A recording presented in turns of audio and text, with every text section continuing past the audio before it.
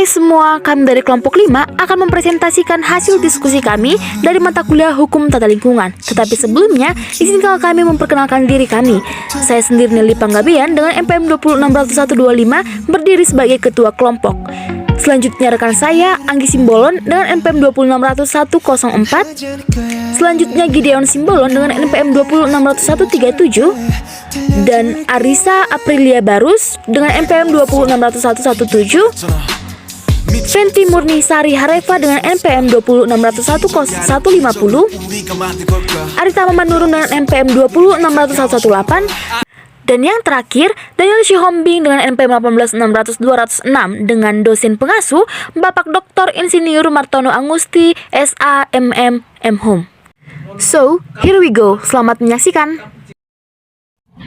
Peraturan Pemerintah Nomor 22 Tahun 2021 tentang penyelenggaraan perlindungan dan pengelolaan lingkungan hidup merupakan amanat dari Undang-Undang Nomor 32 Tahun 2009 tentang perlindungan dan pengelolaan lingkungan hidup, menjelaskan perihal pencegahan kerusakan lingkungan hidup melalui pencegahan. Menurut Undang-Undang Nomor 32 Tahun 2009 tentang lingkungan hidup dijelaskan bahwa upaya penanganan terhadap permasalahan pencemaran terdiri dari langkah pencegahan terhadap permasalahan pencemaran. Terhadap permasalahan pencemaran terdiri dari langkah pencegahan dan pengendalian.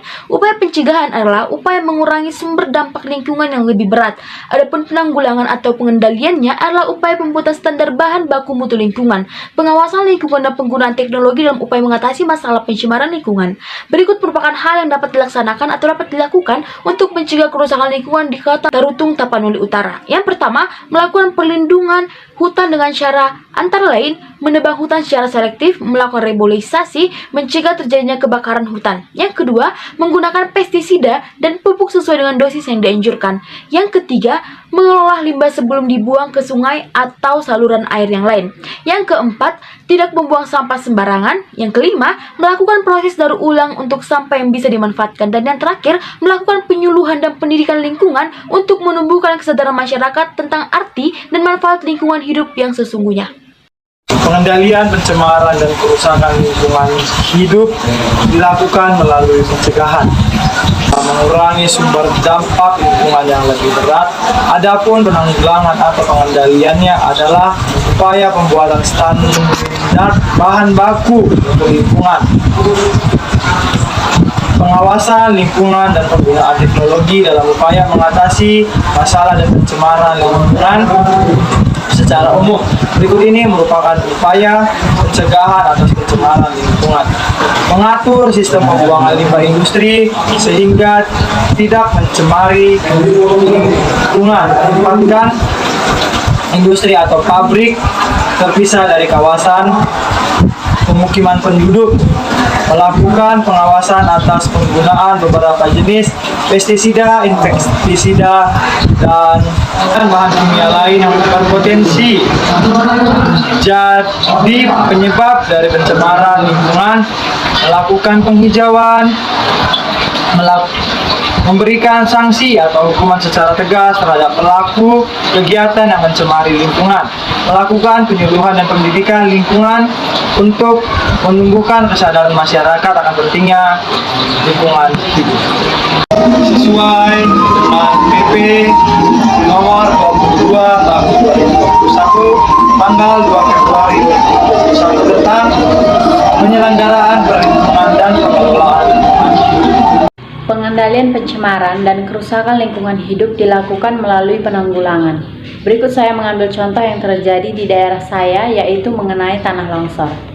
Untuk menjaga lingkungan agar terjauh dari bencana khususnya tanah longsor, dihimbau kepada seluruh masyarakat termasuk yang mempunyai tanah yang rawan terjadinya longsor yang akan merugikan masyarakat banyak agar tidak menebangi pohon yang ada di sekitar lereng, terlebih yang letaknya berada di pinggir jalan.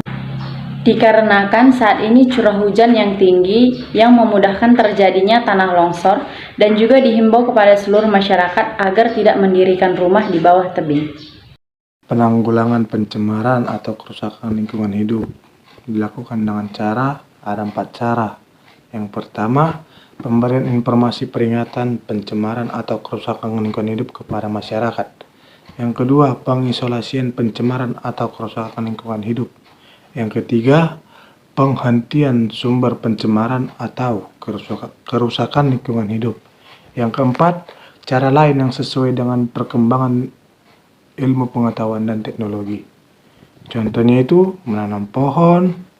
Yang kedua, membuang sampah pada tempatnya. Dan yang ketiga, membersihkan lingkungan rumah minimal sekali seminggu. Pengendalian pencemaran dan kerusakan lingkungan hidup dilakukan melalui penanggulangan. Saya mengambil contoh yang terjadi di daerah saya, yaitu Dinas Lingkungan Hidup Kota Gunung Sitoli himbau masyarakat untuk menjaga kebersihan melalui spanduk. Untuk menjaga lingkungan tetap bersih, Kepala Dinas Lingkungan Hidup Kota Gunung Sitoli, Yarniwati Gule, menghimbau kepada masyarakat untuk tidak membuang sampah sembarangan.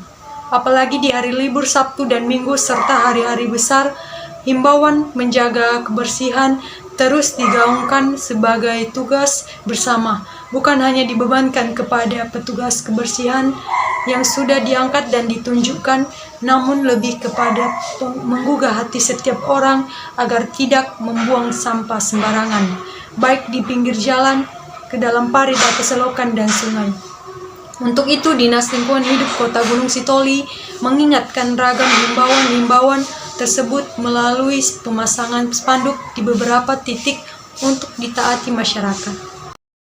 Di dalam Undang-Undang Republik Indonesia Nomor 32 Tahun 2009 tentang Perlindungan dan Pengelolaan Lingkungan Hidup, pada bagian keempat pemulihan pasal 54 ayat 1, setiap orang yang melakukan pencemaran dan atau perusakan lingkungan hidup wajib melakukan pemulihan fungsi lingkungan hidup.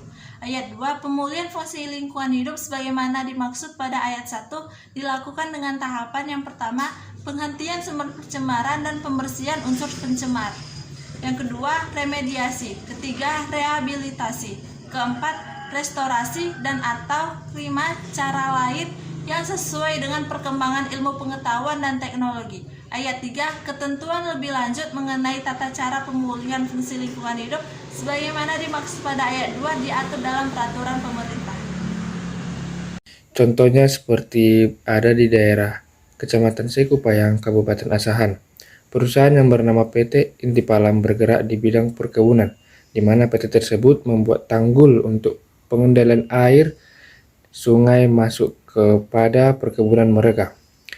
Akibat dari tanggul tersebut, perkampungan penduduk dan lahan pertanian penduduk di sekitarnya terjadilah kebanjiran, sehingga masyarakat protes. Dengan mediasi pemerintah antara penduduk dengan perusahaan, diperoleh kesepakatan agar tanggul tersebut dibongkar kembali, serta mencari solusi yang lain supaya kedua belah pihak tidak ada yang dirugikan.